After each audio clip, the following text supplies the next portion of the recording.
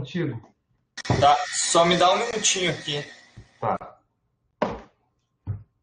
Iniciei a gravação. Amém. Eu mandei um texto do Luiz Carlos Bresser Pereira, tá, para o Gabriel, né, e para o Bruno. Eu poderia, né, vamos ver se eles... Eu vou mandar para ti também, Carol, tá? E aí, só para mostrar, né, como o Luiz Carlos Bresser Pereira está de novo, né, ele faz uma contraposição entre democracia liberal do Rawls e o que ele chama de democracia republicana, que tem dois elementos bastante interessantes para nós, o que ele chama de civismo, que é o engajamento popular, né, e o que a gente chama de libertas, né, Bruno, e um equilíbrio entre direitos e deveres, que para nós é muito interessante, Carol, na questão da fraternidade, tá? Então, é o texto do Luiz Carlos Bresser Pereira, que foi ministro, né, da Fazenda, vocês conhecem ele, um político, um economista famoso, tá bem? Então, claro, né, Tariba, vamos tentar compartilhar esse texto, e o Bruno fez uma observação interessante, só para mostrar como esse vocábulo, né, do republicano volta na discussão política atual, tá? Ele contrapõe a democracia liberal, que é individualista e centrada nos direitos, a uma democracia republicana fundada no civismo e nos deveres, tá bem? Okay? Eu acho a coisa da maior atualidade possível. Tá? Então, nós aqui não estamos fazendo arqueologia, o que nós estamos fazendo é uma certa genealogia, tá? Dos conceitos que ainda informam as nossas práticas, quando elas são saudáveis, né? Tá bem? Bom, bom dia a todos. Eu botei o link ali, professor, no chat, para quem quiser dar uma olhada no texto que o senhor está referindo. Se eu puder começar, então, a gente finalizou o capítulo 4 semana passada, né? Então, eu entraria aqui no capítulo 5, que é o segundo capítulo dessa parte 2, né? Onde o Skinner está falando da Renascença italiana propriamente dita. Então, se na parte 1 ele estava no período pré-renascentista, né, as origens do Renascimento, aqui ele está enfrentando o período do Renascimento propriamente dito na Itália. No capítulo anterior, a gente falou de Florença, basicamente. Aqui ele vai falar de um período um pouquinho posterior, já na sequência, que é o período do Maquiavel, e o Maquiavel é o principal ponto do capítulo, quando ele começa a falar da ascensão ou do domínio dos senhores, né, ou seja, de governos de um só nas cidades italianas. Né, naquele ideal de república vai se perdendo, ou seja, vão tendo regimes mais despóticos, e isso é o período ali dos 1500, mais ou menos. Né? Então, meados do século XV, início do século XVI, é assim que ele começa. Dizendo, olha, esse período é marcado por um conflito entre os defensores da liberdade republicana e os expoentes das práticas que se acusavam de tirânicas, né? Aqui as aspas são do autor. Lembrando, né, Bruno? Lembrando aqui, né, que o discurso justificatório, né, dos tiranos é a paz. Isso. Não é porque eu quero, eu tô afim, entendeu? Porque a libertas leva a facção que leva a guerra civil. Exato. Exato. Esse é o enfoque. Ele até vai demonstrar aqui no decorrer do capítulo como o enfoque dos próprios pensadores políticos vai mudando em relação a isso, né? Se antes o enfoque era dado na liberdade, nos benefícios da liberdade, agora o enfoque vai ser nos benefícios da paz trazida por este tipo de regime, né? Especialmente, né, o conflito é mais acirrado, especialmente nas cidades de tradição republicana, claro, porque é onde existe uma resistência, né, a esses regimes despóticos de um modo mais organizado. E aí ele cita aqui como exemplo Roma e Florença. Né? Mas, de todo modo, o que a gente vê historicamente, que ele está relatando aqui, é esse avanço constante de formas cada vez mais despóticas de principados, né, nas cidades que originalmente poderiam ser consideradas, eram republicanas. Né? Então, o triunfo final do Signore por quase toda a península ajudou a trazer luz, está errado aqui, a uma série de elementos importantes no pensamento político da Renascença, em especial com uma redução do interesse pelos valores tradicionais do republicanismo. Então, o que ele está apontando aqui? Ele está dizendo, olha, aquela literatura que a gente estava olhando até agora, onde os valores do republicanismo, da vida ativa, da liberdade, né, do governo misto, eram exaltados, né, de diferentes formas, porque a gente viu formas mais oligárquicas, formas mais democráticas, formas mais comerciantes, formas menos comerciantes, mas todos esses valores acabam perdendo espaço na literatura, né? Pelo menos essa é a tese que o Skinner está tentando demonstrar aqui. E aí ele cita vários autores desse período como céticos em relação ao republicanismo, né? Ao regime republicano. Então tem aqui um ceticismo nesses autores, justamente porque a paz se torna o ponto central e não mais a liberdade, né? Então, como é que ele está demonstrando isso? E o que ele usa para, digamos, provar o ponto dele, né? Principais mudanças de postura dos pensadores políticos do período.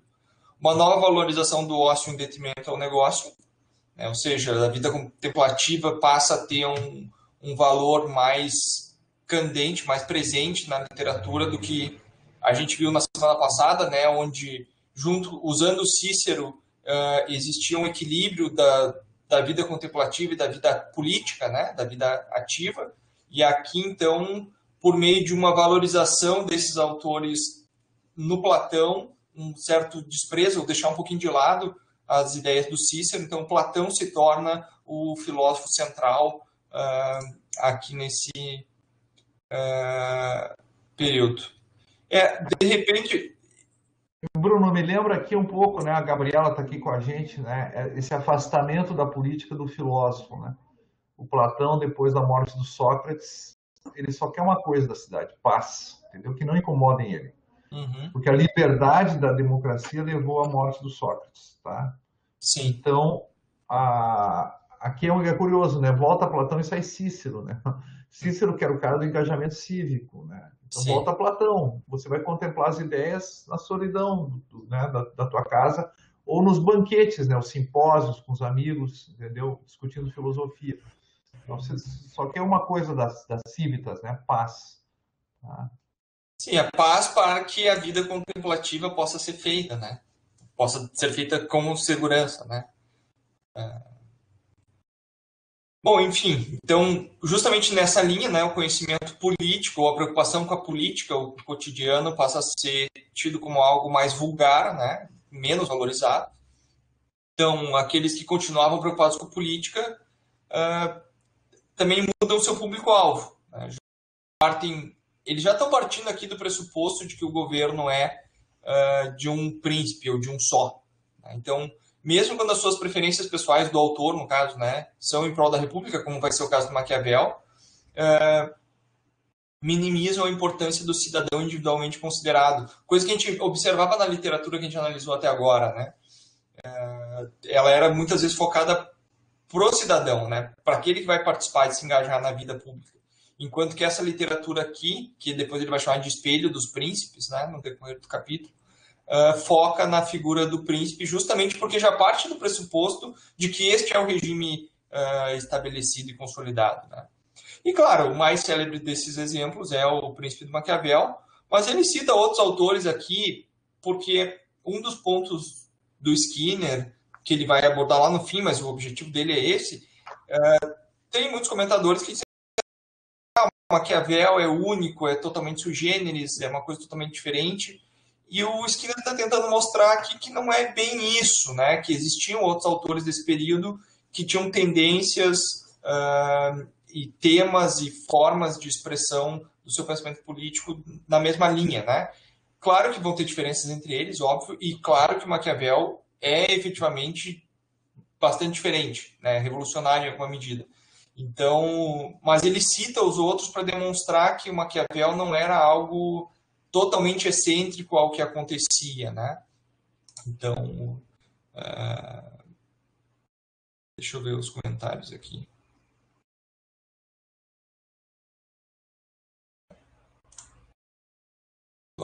Tá.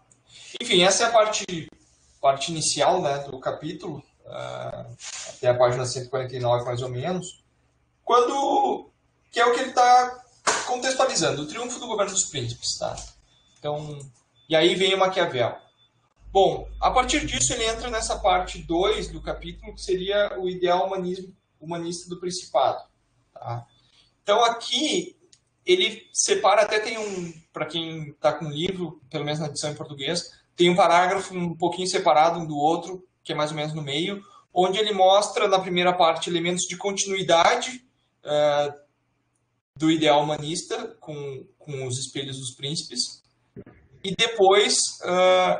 eu vou passar para o slide 6, ele vai mostrar os elementos de ruptura, tá? Então, eu fiz 2 slides aqui só para vocês entenderem como é que eu dividi. Da página 139 a 143, o Skinner está elencando elementos de continuidade desse ideal humanista do Principado, que ele consegue observar no Maquiavel e nos outros autores dos Espelhos dos Príncipes, né? Então,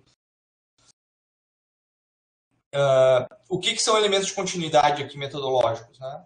As obras de aconselhamento aos príncipes têm uma dívida com o pensamento político humanista anterior. Esse é o ponto dele, porque ele está sempre nesse debate historiográfico de quem deve o que para quem, né? De quem é a ruptura e de quem é a continuidade de metodologia histórica. Não acho que tão relevante para a gente, mas por argumento ele é.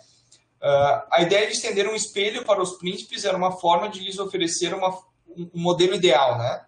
Na qual buscassem ser o seu reflexo.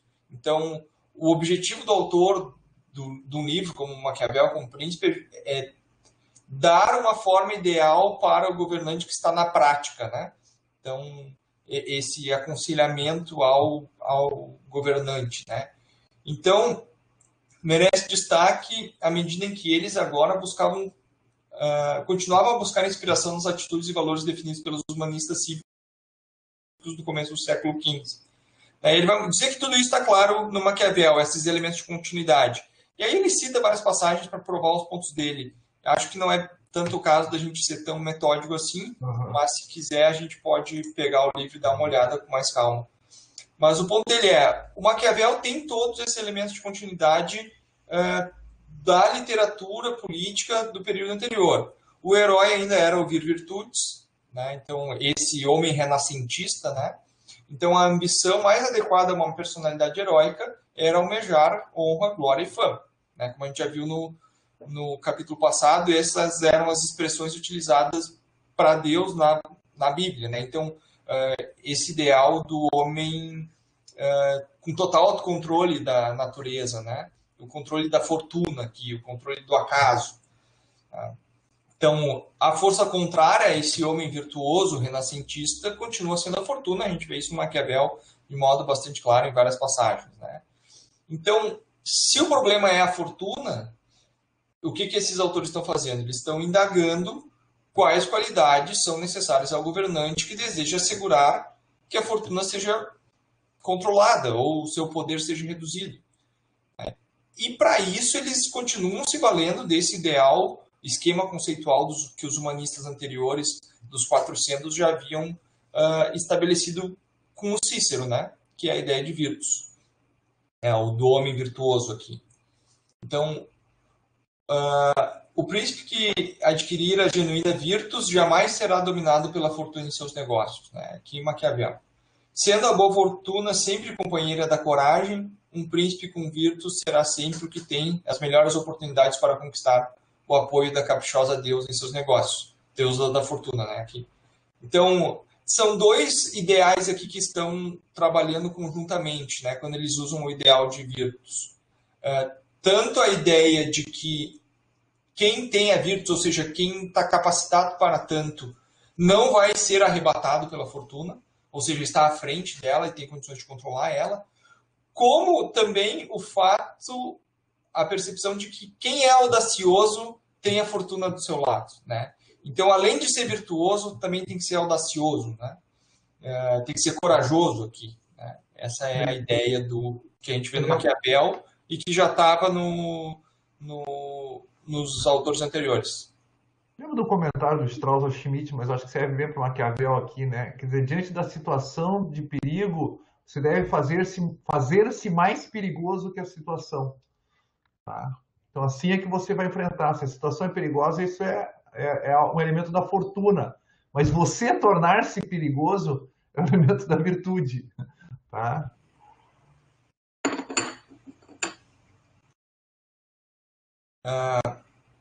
Bom, então o que o Skinner está tentando demonstrar aqui é que essa educação, né, a correta educação, continua sendo fundamental para modelar o homem virtuoso, de modo que o bom conselho pedagógico está intrinsecamente articulado com o bom conceito político, o bom conselho político. E por isso a ideia do livro do Espelho dos Príncipes, né? Aqui é o conselho para a educação ao governante, né? Isso que esse é um elemento de continuidade dessa literatura aqui que o Maquiavel está inserido. Continuidade em relação aos renascentistas anteriores. Mas aí vem, talvez o que seja mais interessante para a gente, que são os elementos de ruptura em relação aos humanistas cívicos, que ele chama, né? Então, ele trabalha aqui, pelo menos na nossa edição em português, com o humanismo tardio, que seria esse do Maquiavel, e o humanismo cívico, que seria o que a gente viu até agora, mais republicano, né? Do republicanismo cívico de Florença. Então, além desses elementos de continuidade, ele destaca os novos elementos, ou seja, aquilo que muda, né? Eu tentei fazer bem esquemático aqui para a gente compreender bem os argumentos dele, né? Então, em relação aos objetivos de governar, né? Enquanto que no humanismo cívico a ênfase era da liberdade na justiça, como a gente comentou na introdução aqui na abertura, nos tardios, nos espelhos dos príncipes, a questão é a conservação da paz e não mais da liberdade, né? Então, segue-se que, sendo a paz a meta, a monarquia passa a ser o melhor regime. Ele faz uma ressalva dizendo, olha, isso não está nem no Maquiavel, nem no Patrizzi, que são os dois principais autores que ele cita aqui. Mas, na literatura em geral desse período, existe uma predisposição em prol da monarquia. Tá? O próprio príncipe não deixa de ser isso, né? E ele faz essa ressalva também no começo, ou essa anotação no começo, por uma questão biográfica do Maquiavel, né? Do regime posto e tal, uma forma também de se inserir na vida política que havia sido dominada pelo príncipe. Então, por mais que ele fosse um republicano, ele estava tentando se reinserir na vida política da cidade, né? Então, também um pouco o professor citou o Strauss, né? A questão da perseguição, né? O filósofo político aqui também ele está escrevendo num espaço no mundo, né? Então, o fato de, pelo menos, não ser totalmente contra o principado é uma forma de se manter vivo, né? Dentro do que está acontecendo na cidade.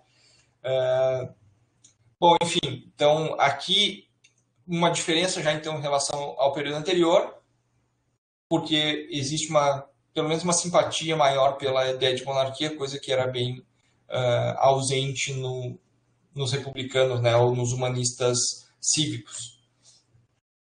E segundo o Skinner, essa tendência em prol da monarquia se torna então lugar comum entre os humanistas, como já era entre os escolásticos. E aqui também ele não cita quem ele está falando, né? Mas a gente já falou sobre essa questão dos escolásticos e da monarquia e do republicanismo na Idade Média, mas é o argumento dele, pelo menos. Bruno, ali tu falou do Maquiavel no sentido de adequação, né?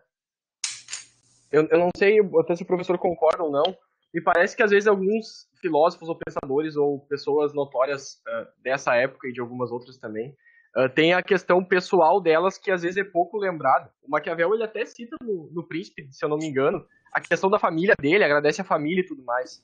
Então ele tinha coisas a perder, ele não era assim, parece um simples pensador que não se adequaria se não fosse algo que ele não concordasse totalmente. Diferentemente de outros, por exemplo, um da mesma época, mas não era filósofo político, o Leonardo da Vinci, ele foi um gênio, enfim, todo mundo reconhece, mas ele morreu meio que pobre, assim, ele não estava nem aí, ele só queria curtir a vida e era um cara exímio na parte dele.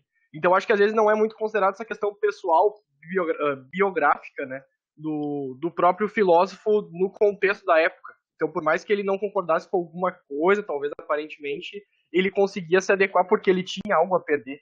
Ele enquanto pessoa. Não sei se isso é relevante para fins conceituais, mas é uma coisa que me chama a atenção. Pode comentar, Bruno. Não, o que eu ia comentar, de fato, aqui, para entender o Maquiavel, acho que isso é necessário, né? Porque tem o príncipe, depois tem os discursos, então, onde tem uma defesa do regime republicano, né? Então, para a gente entender o posicionamento dele, acho que o contexto social e político em que ele estava inserido, esses livros fazem parte da vida política dele, né? Não só como pensador, né? Então, ele era engajado na vida cívica, né? Então, acho que é relevante para compreender o argumento dele e para saber o que ele realmente está defendendo e o que ele está criticando. E acho que é um pouco isso que o Skinner está tentando fazer aqui. Toda essa escola de Cambridge, que o Skinner é o expoente, vai defender isso, né? Que o contexto do filósofo ou do filósofo político tem que ser levado em consideração para compreender o que ele está escrevendo. E talvez esse seja o grande diferencial metodológico dessa linha aqui de autores, né? Mas também é o que o professor Barzotto a gente sempre discute quando vê alguns textos, não adianta por outro lado, não dá para ignorar o que o cara realmente escreveu, né? E dizer, não, como fazem, o próprio Léo Strauss faz isso, né? Diz, não, o contexto do cara era esse, então se ele escreveu A, ele queria dizer Z. Sim, sim. Então, aí nós vamos ir por um debate de metodologia e de interpretação que acho que não é o caso da gente enfrentar agora, mas o argumento do autor, na sua coerência aqui, me parece que é necessário sim que tenha, especialmente no Maquiavel, uma análise do seu contexto próprio histórico, né? Tem mais outro que quer comentar alguma coisa sobre isso? Não sei, a Chiara está mandando uns textos aqui, ela vai fazer uma distinção entre o político e a política, não sei como é que a Simone Goulart Fabre faz essa distinção, tá? Não sei se é o político como conceito, é a política como atividade, né? Então, mas é isso, tá? Eu acho que ele realmente dá uma virada aqui, né? Embora, é curioso, né? A Gabriela também está aí, ele coloca como finalidade da política mesmo a finalidade que a Hannah Arendt acha que o clássico tinha, né? Que era a glória. Tá? Se eu não saberia, só estou levantando isso, não teria segurança para entrar nessa. O Strauss, né, o ponto dele com Maquiavel, que ele considera que é uma ruptura de verdade, é a questão a filosofia política versus política, me parece, né? Enquanto que nos clássicos a gente via um debate sobre qual deveria ser o melhor regime, como deveria ser vivida a vida, ou seja, qual a vida boa, aqui o Maquiavel baixa o standard, né? Ele diz, não, vamos falar da verdade efetiva das coisas, não como elas deveriam ser. Né? Então, a crítica que o Strauss faz ao Maquiavel e a modernidade que ele imputa, iniciada com Maquiavel, é essa. Diz, olha, a filosofia política perdeu o seu rumo porque ela parou de discutir como as coisas deveriam ser e passou a discutir como elas são. Então, essa é a ciência política moderna, né? E não a filosofia política. Pelo menos esse é o argumento, né, de um intérprete do porquê que o Maquiavel é tão relevante e porquê que ele é tão central na mudança de perspectiva, né? O Skinner não vai tanto por essa linha. O Skinner, no final, ele vai tentar dizer o seguinte, olha, o que o Maquiavel está fazendo é que ele tem uma outra moralidade, né? Existia uma moralidade das virtudes, tanto morais quanto cristãs, e o Maquiavel tem uma moralidade mais pragmática, né? Então, o Skinner aqui nesse capítulo coloca como duas moralidades em conflito, né?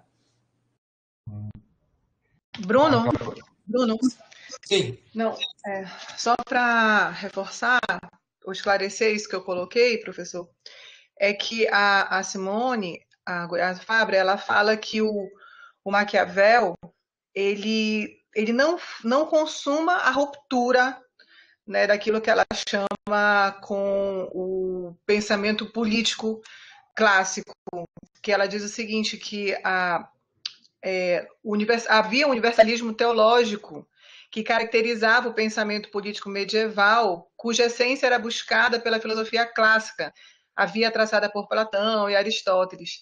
E aí, aquela passagem já para o racionalismo, daquela política que escruta no Estado, né, aquele Estado que estava em via de nascer, aquela organizar-se pelas suas próprias instituições, ela fala que essa passagem se efetua nessa passagem, dessa visão, o primeiro nascimento da filosofia política moderna. E aí por isso que ela fala isso, né, que Maquiavel não pede mais nada à tradição clássica, nem à filosofia eternitária dos antigos, já que é a política em seu devir que ele disseca, e nem ao horizonte teológico político da escolástica medieval, já que em seu realismo ele se prende à maneira pela qual os homens cumprem a tarefa que lhes cabe governar o Estado e fazer história.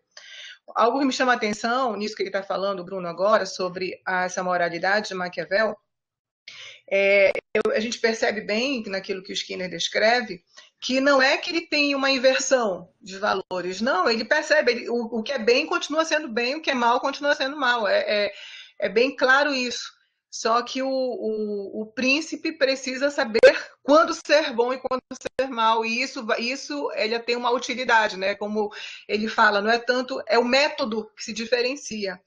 Porém, o que me chama a atenção é essa possibilidade, é o Maquiavel achar que isso é possível, né? Porque ele diz assim que um príncipe só pode ser vicioso se essa for a situação, se a situação necessitar disso. Mas que em situações adequadas ele deve mesmo ser virtuoso. Então ele não acha que seja ruim a virtude cristã ou que isso seja, não. O que é bom, o que é mal, é mal.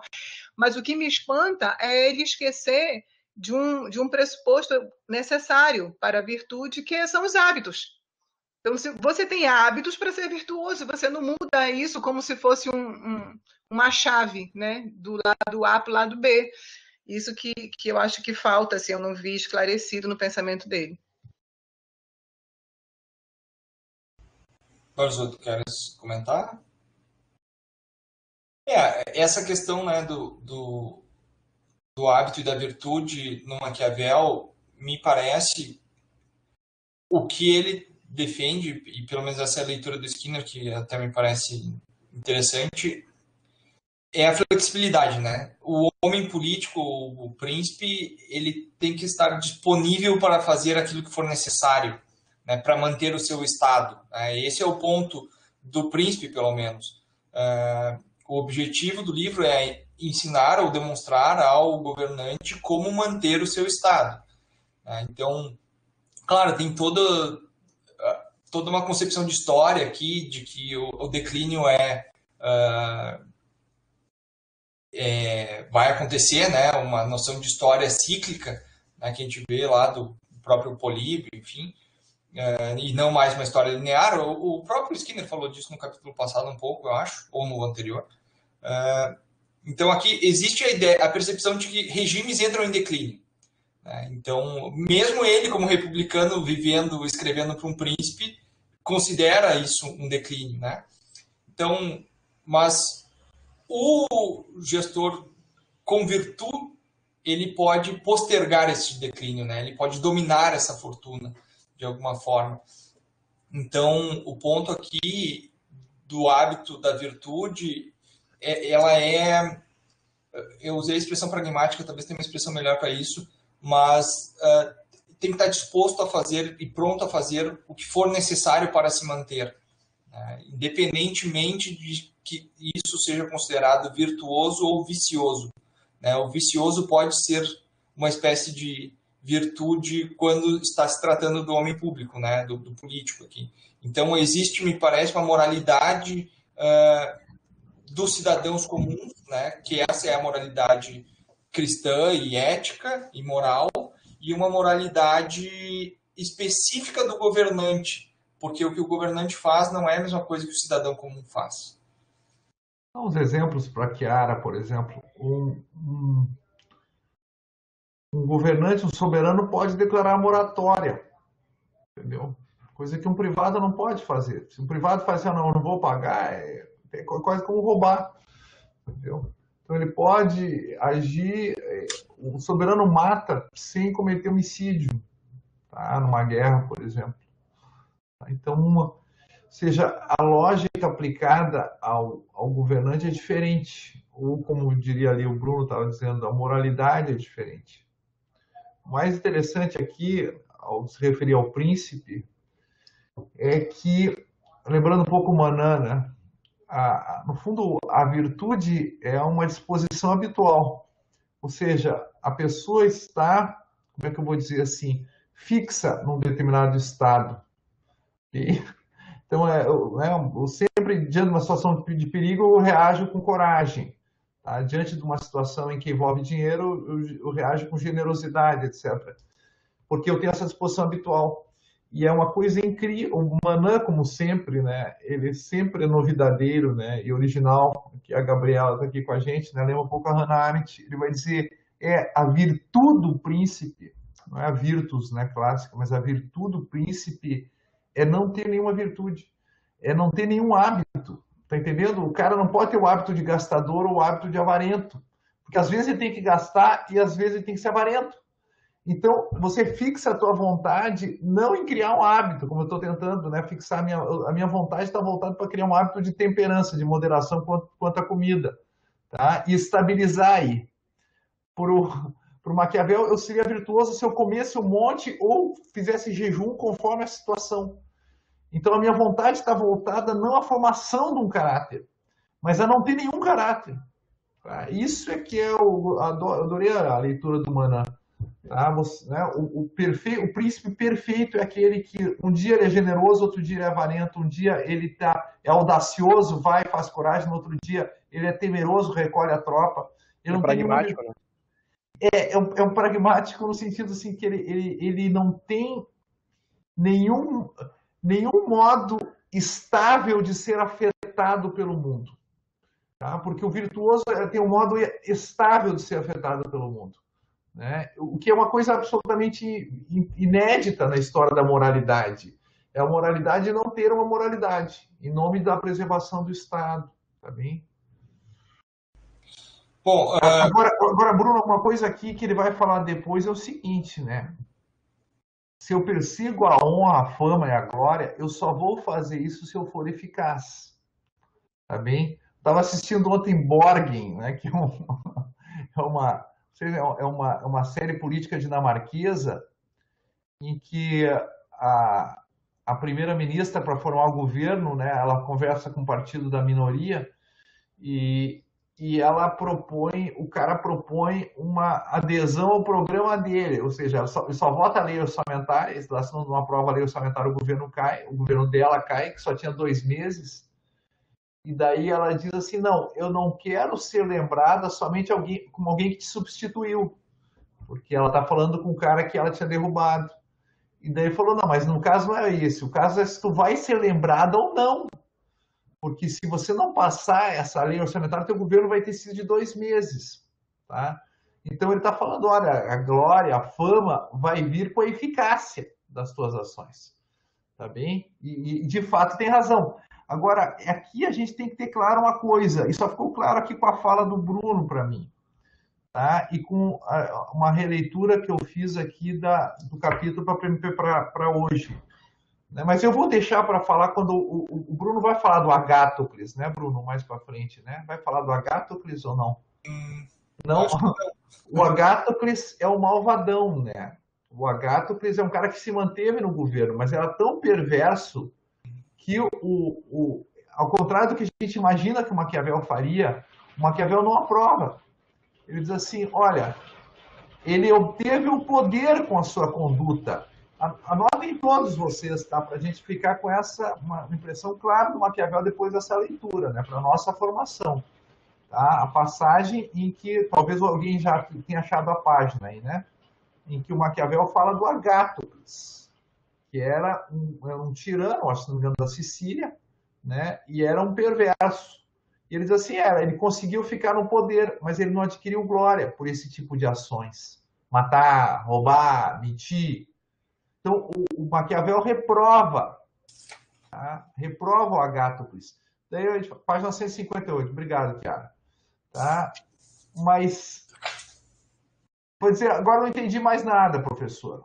O cara deve agir de um modo imoral para se manter no governo. Mas agora eu acho que eu entendi, viu, Bruno? São três, a gente tem que ter três tipos aqui. O tipo do governante tipo São Luís, tá? Que era um cara tão virtuoso que os caras dizem que ele arruinou a França. Por quê? Porque ele deixou que o rei inglês, porque teria direitos hereditários, entrasse no território da França. E São Luís, os caras diziam, não, ele devia ter, entendeu? Devia ter colocado a tropa na rua e expulsado o rei da Inglaterra. Não interessa se o cara tinha um título legítimo ou não ocupar a França. Ele não podia deixar um cara tão poderoso ter territórios na França. Porque ele precipitou a Guerra dos 100 Anos com isso. Tá? Então você não pode ter um príncipe totalmente virtuoso, que é o Luís IX, né? O São Luís. Tá? Porque esse cara, como diz o Maquiavel, ele antes vai causar sua própria ruína do que a sua preservação, no meio de tanta gente perversa. Tá? Ele não pode agir assim, conforme a virtude, todo o tempo. Mas no outro extremo está o Agátucles, que é o cara que só age de modo perverso. Tá? No fundo, e eu só entendi isso hoje, o que ele quer é esse elemento mediano, que é o cara que consegue alternar virtude e vício, tá? Todo o tempo. Ele não pode ser só vicioso, porque um cara assim ele vai ser execrado. Ele não vai conseguir a glória. Não pode ser só alguém virtuoso, porque alguém só virtuoso não vai se manter no poder e também não vai conseguir. Ele não vai conseguir passar as emendas, não vai conseguir passar a legislação, não vai implementar o programa de governo, ou seja, também não vai ter glória. Tá? Então, é curioso, o caminho da glória é o caminho entre a perversidade e a virtude no sentido clássico. Né? O caminho da glória é o caminho da eficácia. Aqui não pode ser nenhum nem outro. Tá? Pois é, Brazuca, mas como isso, para o ideal republicano, né? Porque ele não está dizendo isso só para o príncipe, né? Isso aqui é um ideal que acho que dá para colocar para o homem público, para a pessoa pública, né? Para o político, pelo menos no Maquiavel. Então, nós, nessa discussão de republicanismo, a gente está em dois polos que a gente está dizendo que se complementam, instituições e virtudes. Né? Então, muito do nosso argumento na esfera pública, e mesmo o texto aqui que a gente mandou do Bresser Pereira, chama isso, né? Olha, nós temos que ter uma virtude cívica, temos que ter pessoas públicas que tenham virtude, além das instituições bem ajustadas. Mas se o ideal do político é ser totalmente flexível, né? Como é que a gente pode colocar como um ideal de vida pública ou de pessoa pública alguém, vamos dizer assim, amoral, né? Ou disposto a fazer o que for necessário para manter a sua honra, né? Porque aí, se é a sua honra, a sua glória, fica um negócio individualista, né? Então, eu estou no espaço público para buscar a minha honra, a minha glória, ao custo que for. Não tem um ideal patriótico aqui, não sei. Fica meio confuso esse esquema, né? Porque fica, em alguma medida, contraditório. O teu ideal pode ser de glória, pode estar em conflito com a pátria, por exemplo. Não. Para ele, a glória, isso é claro em Maquiavel. A glória só vem, Bruno, se você beneficiar a pátria. Não tem glória fora do benefício da pátria. Entendeu? Você expulsar os bárbaros da Península Italiana, isso ia ser um bem para a Itália. Não diz assim, ó, faça isso porque tu vai ser glorificado, apesar de ser uma desgraça para nós. Porque é melhor ficar na mão dos espanhóis, dos franceses, dos austríacos. Não. Tá? Porque o cara derrubou a inflação, tá? Porque ele criou emprego, é que ele vai ser glorificado. Mas é claro que a glória, já para Maquiavel, ela tem a ver com autointeresse, né? É o meu interesse na glória.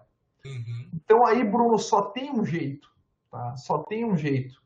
É você fazer como os modernos fizeram, tá? É combinar com o Maquiavel queria fazer, né? Mas o Maquiavel, não sei até que ponto ele teve sucesso isso. É combinar. No mundo moderno, a gente aceita, te lembra? A liberdade do particular, como diz o Hegel. A gente aceita, Bruno. que as pessoas busquem seu autointeresse. O que nós temos que fazer é, como fizeram os americanos, extrair o máximo de benefício público da busca do autointeresse. É o que o Adam Smith vai tentar fazer com o capitalismo, entendeu? Com o sistema de mercado. O mercado é o sistema econômico em que você atrela o autointeresse ao bem comum. Tá? Tanto que o negócio dele não é a riqueza do indivíduo, né? É a riqueza das nações, o título da obra dele. O que os americanos fizeram? Eles falaram assim, cara, os caras vão querer buscar a glória deles. Eles vão querer ter poder. Isso não tem como. O que eu tenho que fazer é neutralizar isso em direção ao bem comum. E aí é que vem as instituições. Tá? E eu diria, Bruno, que a virtude aqui será uma virtude no sentido de que eu consegui misturar. Não é mais a virtude daquele que renuncia ao seu autointeresse para servir ao bem comum. Eu estou te avançando isso aí, pode ser uma grande besteira que eu estou falando. Graças a Deus tenho 11 críticos, né? Tá? Para me criticar. Eu estou fazendo um brainstorm aqui contigo. Mas talvez, Bruno, em condições modernas, o ideal republicano será fundir de tal modo o interesse particular com o bem comum que eu não tenha mais que me perguntar por um ou por outro. Também quando aquela pergunta já ficou para trás. Né? Tem uma frase do Kafka que diz assim, né? Há um ponto de não retorno. É esse ponto que nós temos que atingir. Tá? Ou seja, ter democracia é bom para ti ou é bom para a comunidade? É bom para nós. Ter mercado é bom para ti ou bom para a comunidade?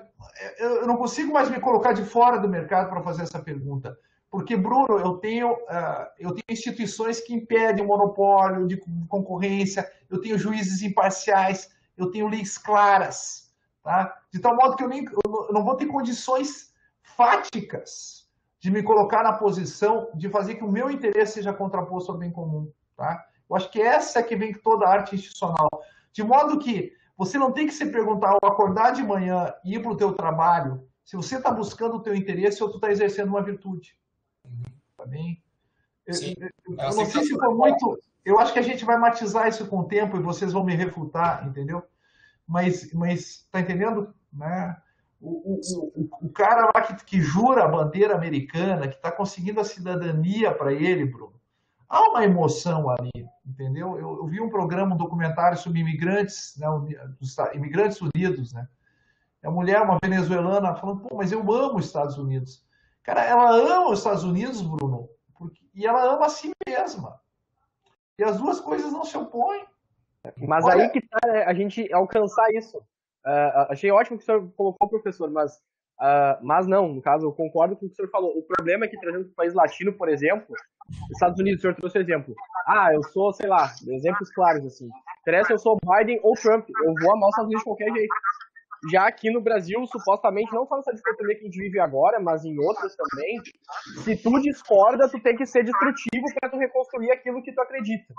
E não em nome de um ideal mais à frente. E trazendo mais para essa era moderna, eu acho interessante, eu gosto muito do espírito das leis, Montesquieu, ele até fala da questão de algumas pessoas não terem esse ideal assim, muito bem construído, ele quase que refuta. Às vezes ele fala assim, meio que, nossa, esse tipo de gente aí nunca vai chegar no poder, porque ele nem merece estar no poder, porque o ideal deles é nada a ver. Isso aí é tipo de uma ralé, assim. Não que eu concorde com isso, óbvio. Mas no sentido de, assim, no momento que a gente atingir essa neutralidade, de todo mundo ter meio que o ideal em comum, respeitando individualidades, ok. Mas me parece que no atual momento, por exemplo, trazendo exemplo do Brasil e outros países latinos, assim, há uma contraposição necessária. O ideal não é um ideal em comum, mas sim um ideal de destruir o outro para depois construir o meu. Enfim, pelo menos a percepção que eu tenho. Não sei se a Chiara quer intervir também. Chiara, quer falar? Sim. Nem sabia que estava aberto.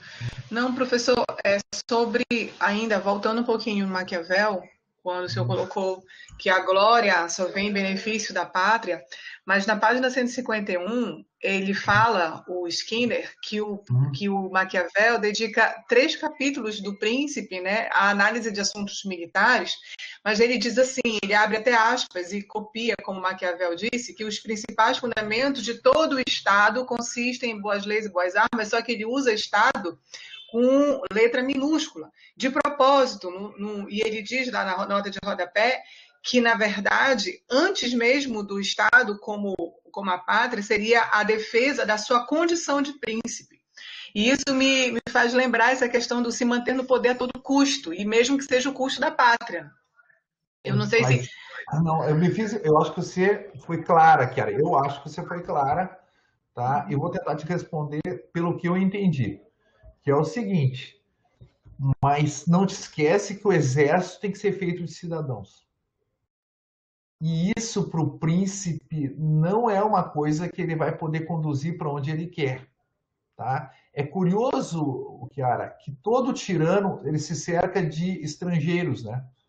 Tá? Que são aqueles que devem tudo a ele, tá? E aqueles que não podem traí-lo. Tá?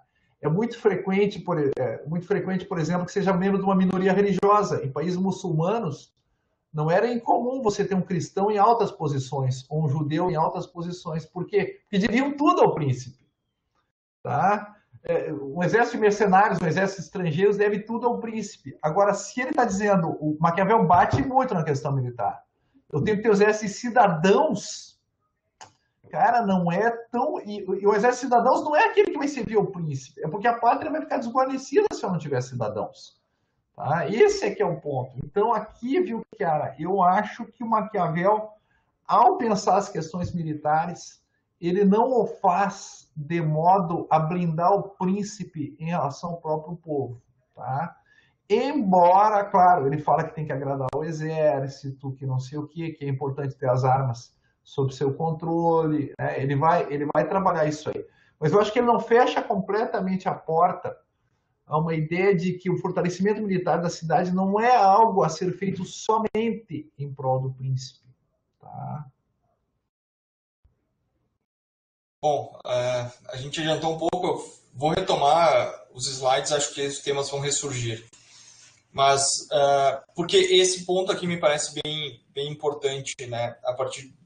Para finalizar essa parte do ideal humanista do Principado, que ele está descrevendo o ideal. E na próxima sessão ele vai trazer as críticas do Maquiavel a este ideal, né? E aí vem toda a ironia do Maquiavel e tal, acho que aí é o ponto que a gente está entrando mesmo.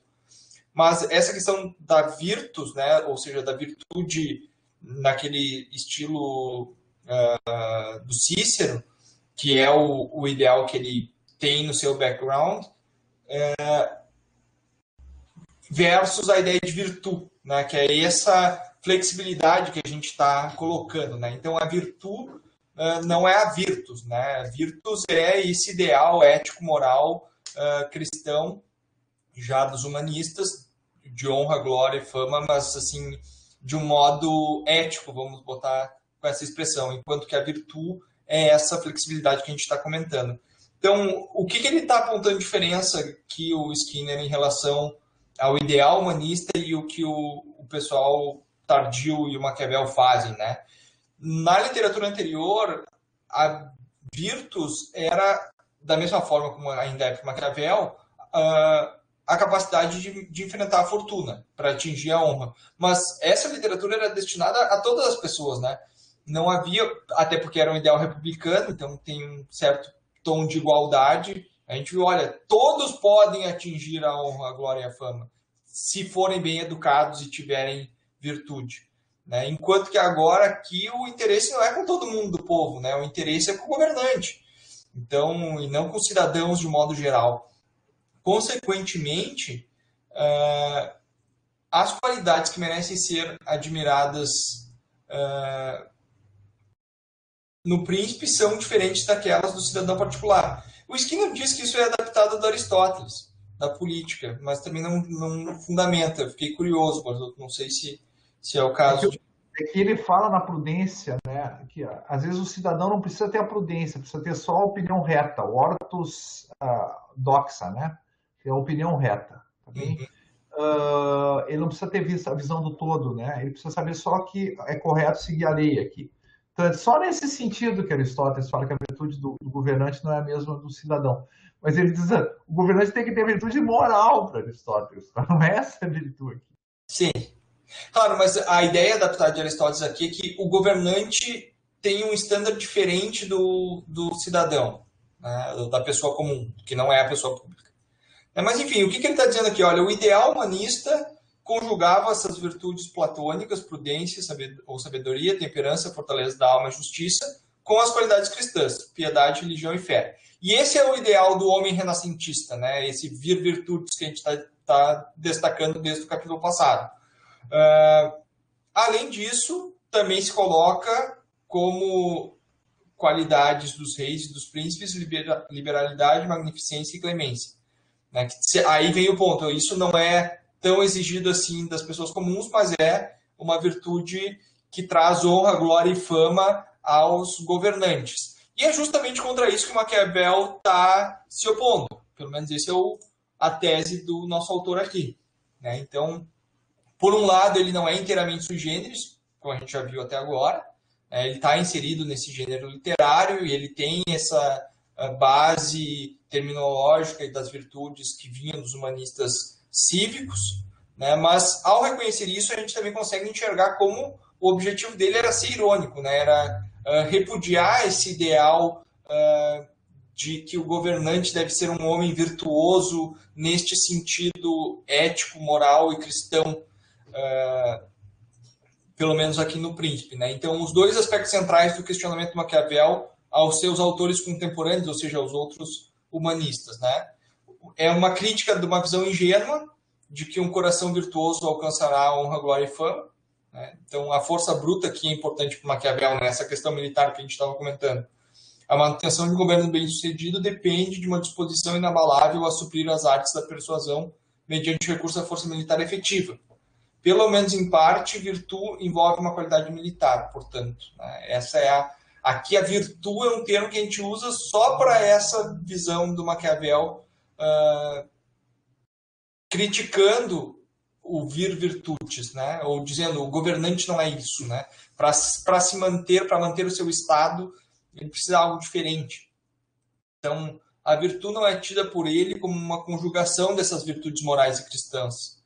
Para agir o mais virtuosamente possível, terão que desistir da pretensão de agir sempre virtuosamente.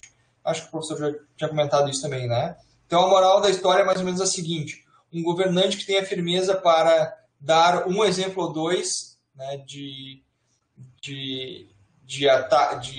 postura não virtuosa, se provará com o tempo mais compassivo. Né? Então, a questão que a gente está chamando de pragmatismo, né? de saber agir pensando também no futuro, né? De modo estratégico aqui, e não sendo virtuoso em todas as situações. Né?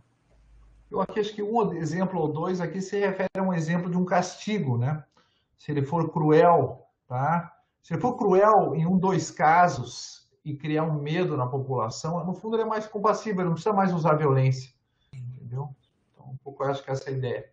Isso. Mas é interessante ver como ele admite que determinadas ações específicas possam estar fora daquilo que a gente considera virtuoso, né?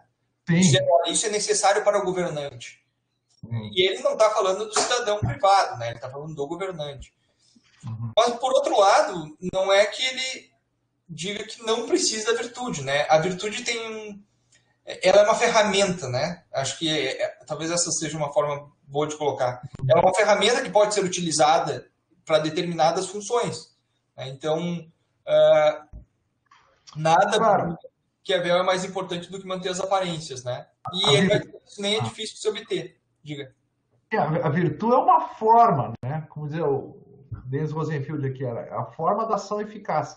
Ela é uma capacidade de agir com eficácia. Às vezes isso se refere a recorrer às virtudes tradicionais, às vezes a violação mais descarada dessas mesmas virtudes. Tá bem? Então, o que o Maquiavel está dizendo? Olha, primeira coisa das virtudes, tem que manter as aparências. Né? E aí ele complementa, algumas das coisas que parecem ser virtudes haverão, se eles a praticarem, de arruiná-lo. Ao passo que algumas das coisas que parecem viciosas haverão de proporcionar-lhe segurança e prosperidade. Então está aqui essa questão, né, do abismo, como se vive e como se deveria viver. Né? O ideal de ser virtuoso a todo momento é como se deveria viver, mas na verdade efetiva das coisas, do governante, a vida, o realismo da vida não é assim. Né? Então acho que aqui tem esse aspecto do realismo político do Maquiavel. Né? Então, uma vez estabelecida a lista das virtudes principescas no seu meio intelectual, aquelas que a gente viu, morais, cristãs e liberalidade, magnificência, o Maquiavel começa a destruir uma por uma, né? Dizendo que não que ele destrua, dizendo tem que ser vicioso, ele está dizendo a virtude não é algo que seja exigido sempre, porque o objetivo do governante é outro. O objetivo do governante não é ser um homem virtuoso ou ter uma vida plena. O objetivo dele é manter o seu estado. Como o objetivo é outro, o uso da virtude é feito de outra forma, né? Então, por outro lado, o Skinner rejeita a tese de que Maquiavel seria um defensor da autonomia da política, dizendo, olha, a política é algo diferente. Então, para ele, são duas moralidades. Existia uma moralidade ética cristã e o Maquiavel tem uma visão moral diferente. Essa seria a crítica dele.